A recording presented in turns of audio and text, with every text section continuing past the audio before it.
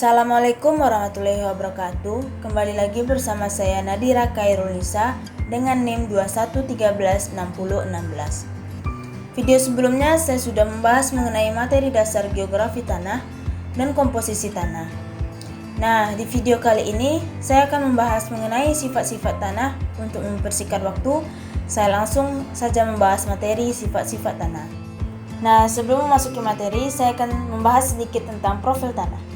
Pada suatu profil tanah yang lengkap, dapat kita lihat beberapa lapisan yang membentuk tanah. Dan lapisan-lapisan tersebut pada beberapa macam tanah dikenal sebagai horizon genesa tanah, atau lapisan yang terbentuk di tempat itu sehubungan dengan berlangsungnya proses perombakan bahan induk tanah. Adanya lapisan-lapisan di dalam tanah ini karena berlangsungnya perombakan atau tingkat perkembangan yang merupakan hasil perombakan yang tidak sama. Lain halnya dengan tanah yang tergolong entisol. Di lapisan-lapisan merupakan hasil penimbunan bahan yang berasal dari tempat lain. Lapisan-lapisan yang terbentuk sebagaimana kita lihat pada profil tanah dapat dikatakan tidak selamanya tegas dan nyata, sehingga kerap kali batas-batasnya agak kabur dan kejadian demikian akan menyulitkan peneliti. Profil tanah adalah atau penampang melintang atau vertikal. Tanah yang terdiri dari lapisan tanah atau solum dan lapisan bahan induk. Solum tanah adalah bagian dari profil tanah yang terbentuk akibat proses pembentukan tanah, yaitu tanah horizon A dan B. Proses pembentukan tanah akan menghasilkan benda alami yang disebut tanah. Penampang vertikal tanah tersebut menunjukkan susunan horizon yang disebut profil tanah. Sedangkan horizon-horizon di atas bahan induk seluruhnya disebut solum. Tiap tanah berkembang dengan baik dan masih keadaan asli mempunyai sifat-sifat profil yang khas. Sifat-sifat ini digunakan dalam klasifikasi dan penjajakan atau survei tanah yang sangat besar manfaatnya. Solum menggambarkan suatu kedalaman di bawah permukaan walaupun tidak begitu pasti. Tanah di daerah sedang memiliki kedalaman beberapa meter. Dalam hal ini perlu diperhatikan adalah perubahan di bawah subsoil yang berangsur-angsur bercampur dengan bagian regolit yang kurang mengalami suatu pelapukan. Bagian regolit dinamakan bahan induk untuk bisa membedakan dengan lapisan yang ada di atasnya. Bahan induk ini mengalami pelapukan dan bagian yang atas akan menjadi subsoil, sedangkan bagian bawah tergolong bagian yang disebut solum. Tanah itu biasanya ada beberapa lapisan, akan tetapi dalam garis besar lapisan tanah itu dibagi menjadi 4, yaitu yang pertama, lapisan tanah atas. Lapisan ini tebalnya 10-30 cm, warnanya coklat sampai kehitam-hitaman. Lebih gembur yang biasa disebut tanah pertanian. Lapisan ini merupakan tempat pertumbuhan tanaman yang utama. Di sini hidup dan berkembang biak semua jasad hidup tanah dan merupakan lapisan tanah yang tersebut. Yang kedua, lapisan bahan induk tanah.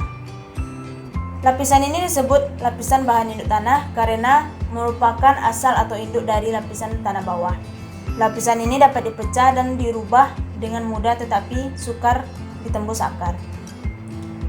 Yang ketiga yaitu lapisan mineral. Pada lapisan ini terkandung berbagai bahan mineral lainnya. Yang keempat, lapisan bahan induk. Lapisan ini masih merupakan batuan pejal, belum mengalami proses pemecahan. Inilah yang merupakan bahan induk tanah yang mengalami perubahan beberapa proses dalam waktu yang cukup lama. Dan terjadinya tanah dari batuan induk menjadi bahan induk tanah yang berangsur-angsur menjadi lapisan bawah tanah yang akhirnya membentuk lapisan tanah di atas memerlukan waktu yang lama bahkan berabad-abad. Adapun yang menyebabkan batuan induk itu menjadi lapisan tanah yang baik karena ada beberapa faktor yang mempengaruhinya, yaitu pertama udara, air, tumbuh-tumbuhan, jasad hidup lainnya yang ada di tanah, dan iklim. Nah, selanjutnya yaitu saya akan menjelaskan mengenai sifat-sifat fisika tanah.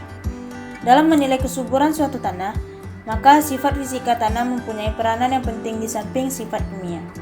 Sifat-sifat fisika itu yaitu tekstur tanah, struktur tanah, konsistensi tanah, warna tanah, temperatur tanah, tata air, dan udara tanah. Sifat-sifat fisika ini bisa berubah dengan adanya pengolahan tanah.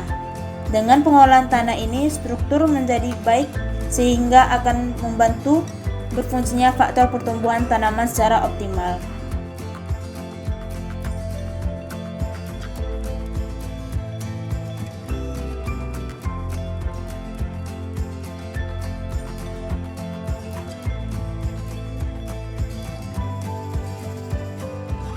Yang pertama yaitu warna tanah. Warna tanah merupakan salah satu sifat yang mudah dilihat dan menunjukkan sifat dari tanah tersebut. Warna tanah merupakan campuran komponen lain yang terjadi karena mempengaruhi berbagai faktor atau persenyawaan tunggal. Urutan warna tanah adalah hitam, coklat, karat, abu-abu, kuning, dan putih. Menurut Syarif tahun 1979. Penentuan ini meliputi penentuan warna dasar atau matrik, warna karatan atau kohesi, dan humus. Warna tanah penting untuk diketahui karena berhubungan dengan kandungan bahan organik yang terdapat di dalam tanah tersebut, yaitu iklim, dryness tanah, dan juga mineralogi tanah. Mineral-mineral yang terdapat dalam jumlah tertentu dalam tanah kebanyakan berwarna agak terang atau light.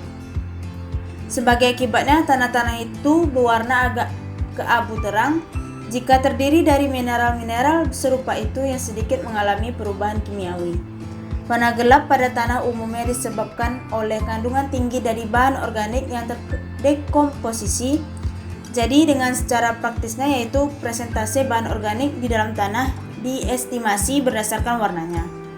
Bahan organik di dalam tanah akan menghasilkan warna keabu gelap, coklat gelap, kecuali terhadap pengaruh mineral seperti besi oksida ataupun akumulasi garam-garam sehingga sering terjadinya modifikasi dari warna-warna yang ada di atas. Yang kedua yaitu tekstur tanah. Tekstur tanah adalah perbandingan relatif dalam persen antara fraksi-fraksi pasir, debu, dan liat. Tekstur erat hubungannya dengan plastisitas, permeabilitas, keras, kesuburan, dan produktivitas tanah pada daerah geografis tertentu.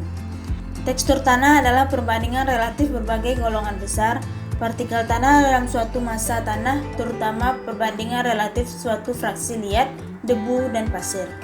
Tekstur dapat menentukan tata air dalam tanah berupa kecepatan infiltrasinya, penetrasi, serta kemampuan mengikat air. Jika beberapa contoh tanah ditetapkan atau dianalisa di laboratorium, maka hasilnya selalu memperlihatkan bahwa tanah itu mengandung partikel-partikel yang beraneka ragam ukurannya. Ada yang berukuran sangat halus, kasar, dan sangat kasar.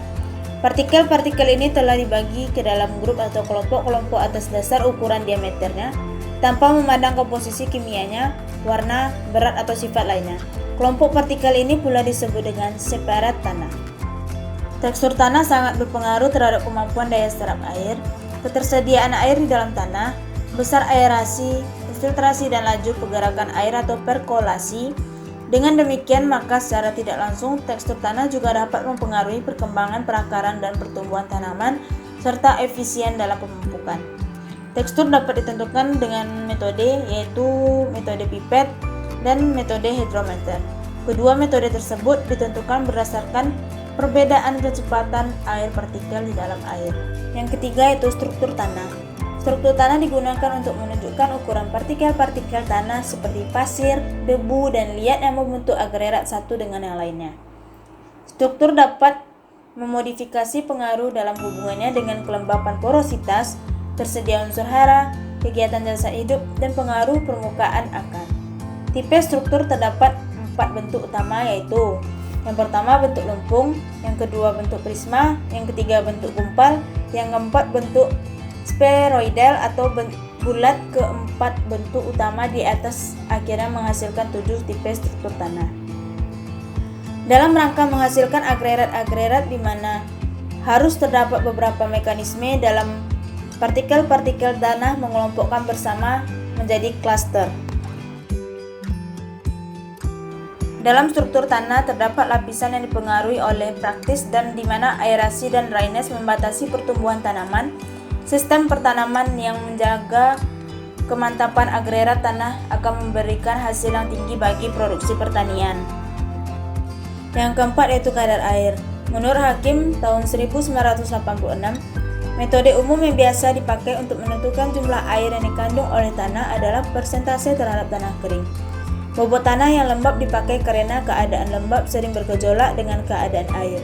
Kadar dan ketersediaan air tanah sebenarnya pada setiap koefisien umum bervariasi, terutama tergantung pada tekstur tanah, kadar bahan organik tanah, senyawa kimiawi, dan kedalaman solum atau lapisan tanah. Di samping itu, faktor iklim dan tanaman juga menentukan kadar dan ketersediaan air tanah. Faktor iklim juga dapat berpengaruh meliputi curah hujan, temperatur, dan kecepatan pada prinsipnya terkait dengan suplai air dan evapotranspirasi. Yang kelima yaitu bulk density atau kerapatan tanah.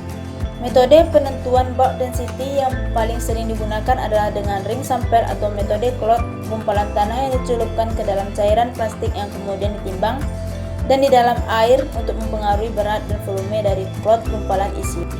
Ditambahkan oleh Hanafiya tahun 2005 bahwa nilai kerapatan massa tanah berbanding lurus dengan tingkat kekasaran partikel-partikel tanah. Makin kasar akan makin berat. Yang keenam yaitu ruang pori total. Ruang pori total adalah volume dari tanah yang ditempati oleh udara dan air. Persentase volume ruang pori total disebut porositas. Untuk menentukan porositas, contoh tanah ditempatkan pada tempat berisi air sehingga jenuh dan kemudian core ini ditimbang. Tanah dengan tekstur halus mempunyai kisaran ukuran dan bentuk partikelnya yang luas. Hal ini telah ditekankan bahwa tanah permukaan yang berpasir mempunyai porositas kecil daripada tanah liat. Berarti bahwa pasir mempunyai volume yang lebih sedikit ditempati oleh ruang pori. Secara garis besar, makin kecil ukuran partikel, makin kecil pula ukuran pori dan makin rendah koefisien permeabilitasnya. Secara umum, konduktivitas akan berkurang bila konsentrasi zat terlarut elektrolit berkurang, disebabkan oleh fenomena pengembangan dan dispersi yang juga dipengaruhi oleh jenis-jenis kation yang ada pelepasan dan perpindahan partikel-partikel lempung. Interaksi zat terlarut dan matrik tanah dan pengaruh terhadap konduktivitas hidrolik khususnya penting pada tanah-tanah asam dan berkadar natrium tinggi. Yang ketujuh yaitu infiltrasi. Kapasitas infiltrasi suatu tanah dipengaruhi oleh sifat-sifat fisiknya dan derajat kemampatannya. Kandungan air dan permeabilitas lapisan bawah tanah permukaan, nisbi air dan iklim mikrotanah. Air yang infiltrasi pada suatu tanah hutan karena pengaruh gravitasi dan gaya tarik kapiler atau disebut juga dengan tekanan dari pukulan air hujan pada permukaan tanah. Infiltrasi adalah proses masuknya air dari permukaan ke dalam tanah. Faktor yang berpengaruh terhadap laju infiltrasi. Beberapa faktor internal dan eksternal yang mempengaruhi laju infiltrasi adalah yang pertama, dalamnya genangan di atas permukaan tanah dan tebal lapisan yang jenuh. Yang kedua, kelembapan tanah. Yang ketiga, pemampatan tanah oleh curah hujan. Yang keempat, penyumbatan oleh bahan yang halus atau bahan endapan. Yang kelima yaitu udara yang terdapat dalam tanah. Yang keenam, topografi. Yang ketujuh, intensitas hujan. Yang ke-8 yaitu memiliki kekasaran dalam permukaannya. Yang ke-9 yaitu mutu air. Dan yang ke-10 yaitu suhu udara. Dan yang selanjutnya yaitu yang ke-8, permeabilitas. Permeabilitas tanah menunjukkan kemampuan tanah dalam meloloskan air. Struktur dan struktur tanah serta unsur organik lainnya ikut ambil bagian dalam menaikkan laju permeabilitas tanah. Tanah dengan permeabilitas tinggi menaikkan laju infiltrasi dan demikian menurunkan laju air tersebut. Yang ke-9 yaitu stabilitas agregat. Kemampuan agregat adalah ketahanan rata-rata agregat tanah melawan pendispersi oleh benturan tetes air hujan atau penggenangan air. Faktor-faktor yang berpengaruh dalam kemantapan agregat antara lain bahan-bahan penyampaian agregat tanah, bentuk dan ukuran agregat, serta tingkat agregasi stabilitas agregat yang tergantung pada keutuhan tanah permukaan agregat pada saat dehidrasi dan kekuatan ikatan antar koloid dan partikel di dalam agregat pada saat basah. Pentingnya peran lendir atau gam mikrobial sebagai agen pengikat adalah menjamin kelangsungan aktivitas mikroba dalam proses pembentukan pad dan agregasi. Baiklah, selanjutnya saya akan menjelaskan materi mengenai sifat-sifat kimia tanah. Sejumlah proses tanah dipengaruhi oleh reaksi tanah, laju dekomposisi mineral tanah, dan bahan organik dipengaruhi oleh reaksi tanah. Pembentukan tanaman juga dipengaruhi oleh reaksi asam basa dalam tanah, baik secara langsung maupun tidak langsung. Pengaruh tidak langsung terhadap tanaman adalah pengaruh terhadap kelarutan dan ketersediaan hara tanaman. pengaruh secara langsung, ion H+ dilaporkan mempunyai pengaruh beracun terhadap tanaman jika terdapat dalam konsentrasi yang tinggi, menurut Tan tahun 1991. Pengujian pH tanah dapat dilakukan dengan 3 cara, yaitu dengan menggunakan kertas lakmus, dengan menggunakan kertas indikator universal, dan dengan alat pH di laboratorium dapat menggunakan pH meter Beckman H5, menurut Kuswandi tahun 1993. Ion H+ dalam tanah dapat berada dalam keadaan terjerap dan dalam bentuk kehidupan tertentu, terutama cacing tanah atau sentripoda atau semut memainkan peran penting dalam pemindahan sisa tanaman dari permukaan ke dalam tanah, menurut Supardi tahun 1983. Penentuan pH tanah dapat ditentukan secara kalorimetrik dan elektrometrik baik di laboratorium maupun di lapangan. Elektrik reaksi tanah ditentukan antara lain dengan pH meter Beckman, sedangkan kalorimetrik dapat ditentukan dengan suatu alat atau menggunakan kertas pH, pasta pH, dan larutan universal. Perilaku kimia tanah dapat ditafsirkan sebagai keseluruhan reaksi fotokimia dan kimia yang berlangsung antar penyusun tanah dan bahan yang ditambahkan kepada tanah in situ. Faktor kelajuan semua reaksi kimia yang berlangsung dalam tanah berentangan sangat lebar, antara yang sangat singkat berhitungan menit atau reaksi serapan tertentu, dan yang luar biasa berhitung abad atau reaksi yang berkaitan dengan pembentukan tanah. Beberapa sifat kimia tanah antara lain. Yang pertama, derajat kemasaman tanah atau pH. Reaksi tanah menunjukkan sifat kemasaman atau alkalinitas tanah yang dinyatakan dengan nilai pH. Nilai pH menunjukkan banyaknya konsentrasi ion hidrogen di dalam tanah. Makin tinggi kadar ion hidrogen di dalam tanah, semakin masam tanah tersebut. Di Indonesia umumnya tanahnya bereaksi masam dengan 4,0 sampai 5,5, sehingga tanah dengan pH 6,0 sampai 6,5 sering telah dikatakan cukup netral meskipun sebenarnya masih agak masam. Di daerah rawa-rawa sering ditemukan tanah-tanah sangat masam dengan pH kurang dari 3,0 yang disebut tanah sangat masam karena banyak mengandung asam sulfat. Di daerah yang sangat kering, kadang-kadang pH tanah sangat tinggi atau pH-nya lebih dari 9,0 karena banyak mengandung garam natrium. Yang kedua itu karbon organik. Kandungan bahan organik dalam tanah merupakan salah satu faktor yang berperan dalam menentukan keberhasilan suatu budidaya pertanian. Hal ini dikarenakan bahan organik dapat meningkatkan kesuburan kimia, fisika, maupun biologi tanah. Penetapan kandungan bahan organik dilakukan berdasarkan jumlah karbon organik. Bahan organik tanah sangat menentukan interaksi antara komponen abiotik dan biotik dalam ekosistem tanah. Yang ketiga yaitu nitrogen tanah. Nitrogen merupakan unsur hara makro esensial, menyusun sekitar 1,5% bobot tanaman dan berfungsi terutama dalam pembentukan protein. Menurut Harjo Wigeno tahun 2003, nitrogen dalam tanah berasal dari yang pertama itu bahan organik tanah yang memiliki bahan organik yang halus dan bahan organik yang kasar. Yang kedua yaitu pengikatan oleh mikroorganisme dari nitrogen udara. Yang ketiga yaitu pupuk. Yang keempat air hujan. Sumber nitrogen berasal dari atmosfer sehingga sumber primer dan lainnya berasal dari aktivitas di dalam tanah sebagai sumber sekunder. Bahan organik juga membebaskan nitrogen dan senyawa lainnya setelah mengalami proses dekomposisi oleh aktivitas zat organik tanah.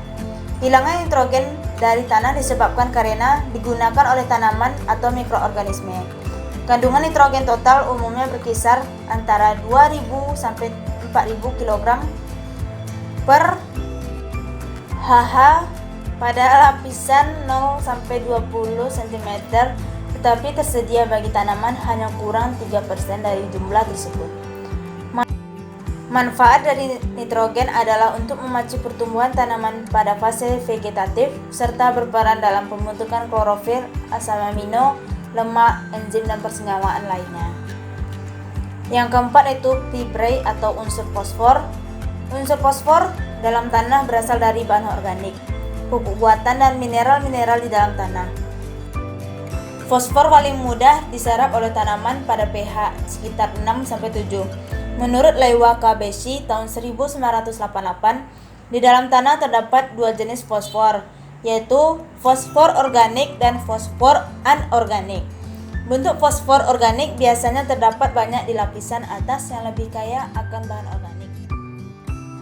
Kadar fosfor organik dalam bahan organik kurang lebih sama kadarnya dalam tanaman, yaitu 2,0 sampai 0,5%. Yang kelima yaitu kalium. Kalium merupakan unsur hara ketiga setelah nitrogen dan fosfor yang diserap oleh tanaman dalam bentuk ion kalium positif. Muatan positif dari kalium akan membantu menetralisir muatan listrik yang disebabkan oleh muatan negatif, yaitu nitrat, fosfat, dan unsur lainnya. Kalium tanah terbentuk dari pelapukan batuan dan mineral-mineral yang mengandung kalium. Yang keenam yaitu natrium. Natrium merupakan unsur penyusun litosfer keenam setelah kalium, yaitu 2,75%, yang berperan penting dalam menentukan karakteristik tanah dan pertumbuhan tanaman terutama di daerah kering dan agak kering yang berdekatan dengan pantai. Karena tingginya kadar natrium di laut, suatu tanah disebut tanah alkali jika muatan negatif koloid-koloidnya dipenuhi oleh lebih dari 15% natrium, yang mencerminkan unsur ini merupakan komponen dominan dari garam-garam laut yang ada. Yang ketujuh yaitu kalsium. Kalsium tergolong dalam unsur-unsur mineral esensial sekunder seperti magnesium dan belerang. Adapun manfaat dari kalsium adalah mengaktifkan pembentukan bulu-bulu akar dan biji, serta menguatkan batang dan membantu keberhasilan penyerbukan, membantu pemecahan sel, membantu aktivitas beberapa enzim. Yang kedelapan yaitu magnesium. Magnesium merupakan unsur pembentuk klorofil, seperti halnya dengan beberapa unsur hara lainnya. Kekurangan magnesium mengakibatkan perubahan warna yang khas pada daun. Kadang-kadang pengguguran daun sebelum waktunya merupakan akibat dari kekurangan magnesium. Menurut Hanafiyah tahun 2005. Yang kesembilan yaitu kapasitas tukar kation atau KTK. KTK merupakan sifat kimia yang sangat erat hubungannya dengan kesuburan tanah. Tanah-tanah dengan kandungan bahan organik atau kadar liat tinggi mempunyai KTK lebih tinggi daripada tanah-tanah dengan kandungan bahan organik rendah atau tanah-tanah berpasir. Menurut Harjowogeno tahun 2003, nilai KTK tanah sangat beragam dan tergantung pada sifat dan ciri tanah itu sendiri. Besar kecilnya KTK tanah dipengaruhi oleh yang pertama yaitu reaksi tanah, yang kedua tekstur atau jumlah liat, yang ketiga jenis mineral liat, yang keempat bahan organik, dan yang kelima yaitu pengapuran serta pemupukan. Dan yang terakhir yaitu kejenuhan basah atau KB. Kejenuhan basah adalah perbandingan dari jumlah kation basah yang ditukarkan dengan kapasitas tukar kation yang dinyatakan dalam persen. Kejenuhan basah rendah berarti tanah kemasaman tinggi dan kejenuhan basah mendekati 100% tanah bersifat alkalis. Tampaknya terdapat hubungan yang positif antara kejenuhan basah dan pH. Tanah dengan kejenuhan basah sama dengan komposisi koloid berlainan, akan memberikan nilai pH tanah yang berbeda. Hal ini disebabkan oleh perbedaan derajat disosiasi ion hidrogen yang diserap pada permukaan koloid. Dan yang terakhir yaitu saya akan menjelaskan mengenai sifat biologi tanah yang memiliki beberapa faktor. Yang pertama yaitu total mikroorganisme tanah. Tanah dihuni oleh bermacam-macam mikroorganisme. Jumlah tiap grup mikroorganisme sangat bervariasi. Ada yang terdiri dari beberapa individu, akan tetapi ada pula yang jumlahnya mencapai jutaan per gram tanah. Selanjutnya menurut Anas tahun 1989 menyatakan bahwa jumlah total mikroorganisme yang terdapat di dalam tanah digunakan sebagai indeks kesuburan tanah atau fertility index. Tanpa mempertimbangkan hal-hal lain, tanah yang subur mengandung sejumlah mikroorganisme. Populasi yang tinggi ini menggambarkan adanya suplai makanan atau energi yang cukup ditambah lagi dengan temperatur yang sesuai. Ketersediaan air yang cukup, kondisi ekologi lain yang mendukung perkembangan mikroorganisme pada tanah tersebut. Jumlah mikroorganisme sangat berguna dalam menentukan tempat organisme dalam hubungan dengan sistem perakaran, sisa bahan organik, dan kedalaman profil tanah. Yang kedua yaitu jumlah bakteri pelarut fosfat. Bakteri pelarut fosfat Pada umumnya dalam tanah ditemukan di sekitar perakaran yang jumlahnya berkisaran 103 sampai 106 sel per gram tanah. Fungsi bakteri tanah yaitu turut serta dalam semua perubahan bahan organik, memegang monopoli dalam reaksi enzimatik yaitu nitrifikasi dalam pelarut fosfat. Jumlah bakteri dalam tanah bervariasi karena perkembangan mereka sangat tergantung dari keadaan tanah. Pada umumnya jumlah terbanyak dijumpai di lapisan atas. Jumlah yang biasa dijumpai dalam tanah berkisaran antara 3 sampai 4 miliar tiap gram tanah kering dan berubah dengan musim. Menurut Supardi tahun 1983. Yang ketiga yaitu jumlah fungi tanah. Fungi berperan dalam perubahan susunan tanah. Fungi tidak berklorofil sehingga mereka menggantungkan kebutuhan akan energi dan karbon dari bahan organik. Fungi dibedakan dalam 3 golongan yaitu ragi, kapang, dan jamur. Kapang dan jamur mempunyai arti penting bagi pertanian. Menurut penelitian Arianto tahun 2008, penurunan jumlah fungi tanah yang diakibatkan oleh pembakaran hutan dalam proses penyiapan lahan telah mematikan fungi tanah dan mengakibatkan menurunan jumlah fungi tanah. Selain itu, penurunan jumlah fungi tanah juga diakibatkan karena semakin berkurangnya ketersediaan unsur hara tanah yang membantu perkembangan fungi tanah akibat diserapnya unsur hara tersebut oleh tanaman kelapa sawit demi mendukung pertumbuhannya. Yang keempat yaitu total respirasi tanah. Respirasi mikroorganisme tanah mencerminkan tingkat aktivitas mikroorganisme tanah. Pengukuran respirasi atau mikroorganisme tanah merupakan cara yang pertama kali digunakan untuk menentukan tingkat aktivitas mikroorganisme tanah. Penetapan respirasi tanah didasarkan pada penetapan yang pertama yaitu jumlah karbon dioksida yang dihasilkan dan jumlah oksigen yang digunakan oleh mikroba tanah. Nah, baiklah teman-teman sekalian, sekian penjelasan materi saya mengenai sifat-sifat tanah. Semoga dapat bermanfaat bagi kita semua. Saya Nadira Khairunisa, pamit undur diri. Maaf bila ada salah kata. Assalamualaikum warahmatullahi wabarakatuh.